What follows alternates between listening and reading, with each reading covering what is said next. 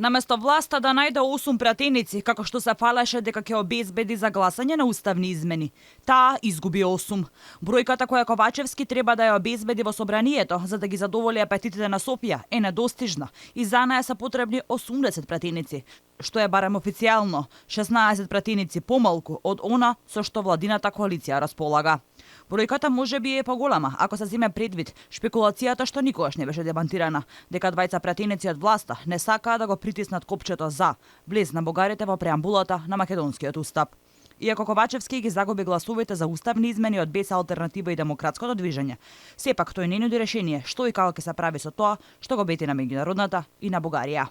На прашањето како премиерот го коментира губењето на пратениците, односно оние од албанската опозиција кои условуваат да се тргне формулацијата 20% за да гласаат за уставни измени, Ковачевски без концизен одговор само рече дека не требало да се условуваат уставни измени. Овој процес на европски интеграции јас го сметам за клучен процес во државата и сметам дека тој процес не треба да биде условуван.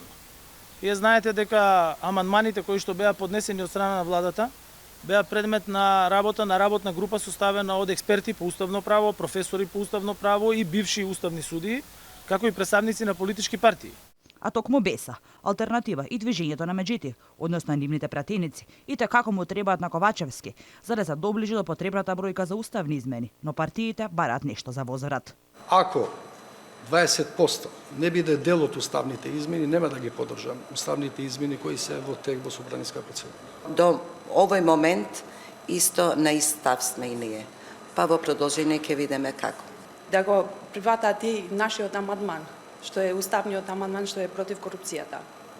И ако не се прифати и тој амандман, нема да ги гласаме уставните измени. Во моментов, албанскиот опозицијски блок располага со 7 пратеници. 1 пратеник од БЕС-а, 3 од Алтернатива, 3 од Демократско движење. Партијата на Трајанов исто така кажа дека нема да гласа за уставни измени. Тие во собранието имаат 1 пратеник. И ВМРО, ДПМН и коалицијата остануваат цврсти на ставот дека нема да гласат уставни измени под бугарски диктат.